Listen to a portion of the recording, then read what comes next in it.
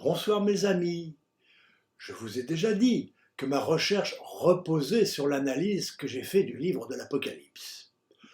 Je vais maintenant vous raconter les grandes lignes qui m'ont permis de réaliser l'extasium. Si vous souhaitez connaître tous les détails, je vous invite à vous rendre sur mon site extasium.fr où vous trouverez les différentes versions du livre que j'ai écrit, Le secret de l'Apocalypse, Extasium. Le rapport avec le livre de l'Apocalypse ne m'a pas permis de mettre immédiatement en place les éléments trouvés. Ils ne représentent qu'un schéma directeur et malheureusement pas un plan détaillé. Il y avait encore beaucoup d'incertitudes, en particulier au niveau des rapports de couleurs dans la partie centrale que j'avais beaucoup de mal à cerner. J'ai essayé un grand nombre de tentatives pendant des années.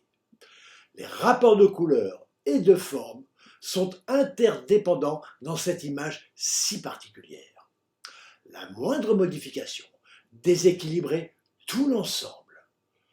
J'ai eu beaucoup de mal à dissocier ce qui devait être une image visible, peinte, de ce qui était une image animée en lumière colorée. D'autant qu'il y a d'autres images imbriquées les unes dans les autres avec les précédentes en peinture fluorescente et aussi phosphorescente, comme les pièces d'une mécanique. Il m'a fallu très longtemps pour réussir à les assembler.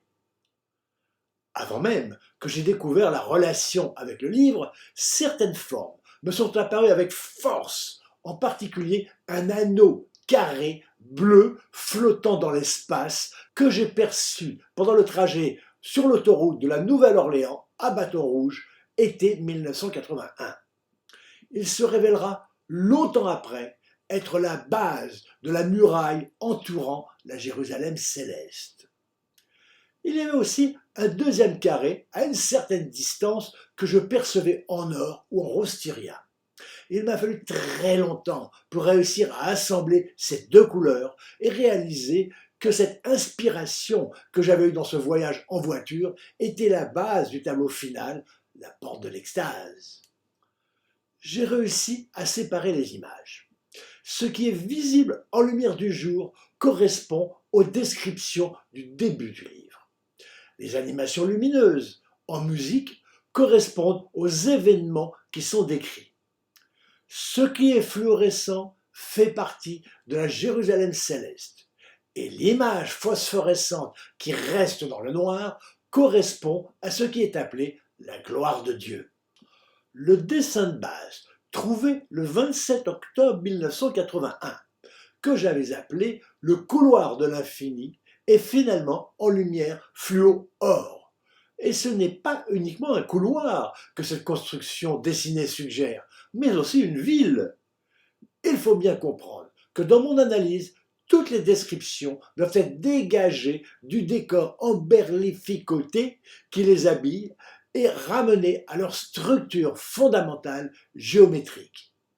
C'est cette structure qui va générer, suivant l'impulsion qu'elle reçoit, une image plus ou moins réaliste, humanisée ou animalisée dans l'esprit de celui qui la contemple en fonction de son aptitude à la recevoir. Ainsi, une petite bergère va voir une belle dame lui parler à Lourdes. Cette dame n'a jamais dit qu'elle était la mère de Jésus. Alors que quelqu'un, ayant des aptitudes spirituelles plus élevées, aurait été capable de recevoir un message plus abstrait sans qu'il y ait besoin d'une image figurative. Cependant, il aurait eu beaucoup de mal à le transmettre au reste du monde et avec une telle puissance. On pourrait faire une comparaison avec l'informatique. La géométrie est avant tout constituée de nombres.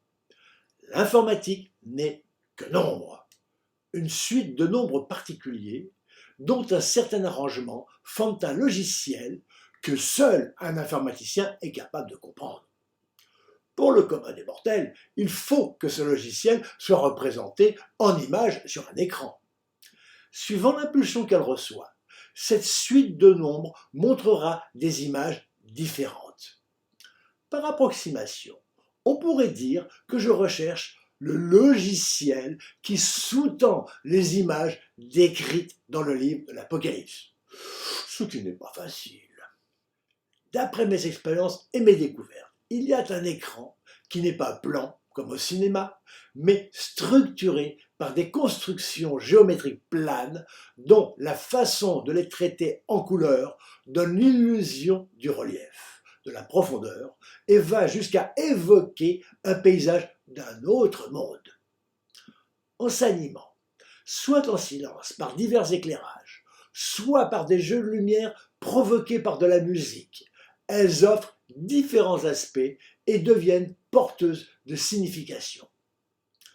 Il y a une construction d'images lumineuses qui vont s'animer et aussi une image fluorescente finale et statique, la Jérusalem céleste, dont le nom va changer après une certaine découverte.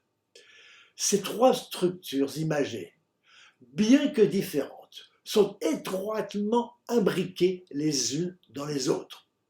Ceci explique la difficulté à les extraire pour réaliser l'œuvre, d'autant qu'une quatrième apparaîtra bientôt. Et en dernier lieu, il y a un équipement d'accessoires situé dans la salle qui intervient dans la vision de Jean, mais qui ne fait pas directement partie du tableau. En plus, les descriptions font appel à des effets cinématographiques, inconnus évidemment dans l'Antiquité. Plan large, plan étroit, champ, contre-champ, vue du bas, vue plongeante, zoom, inversion de sens, etc. Comme c'est beaucoup plus sophistiqué que les techniques de cinéma actuelles, Jean a l'impression d'être à l'intérieur de l'image à 3 dimensions. Il croit voir des scènes ou des personnages devant lui, puis derrière lui, alors qu'il s'agit de la même chose, du même personnage, d'après mon analyse. Telle image géométrique, suivant la focalisation, l'illumination animée et le message qu'elle porte, lui apparaîtra très différemment.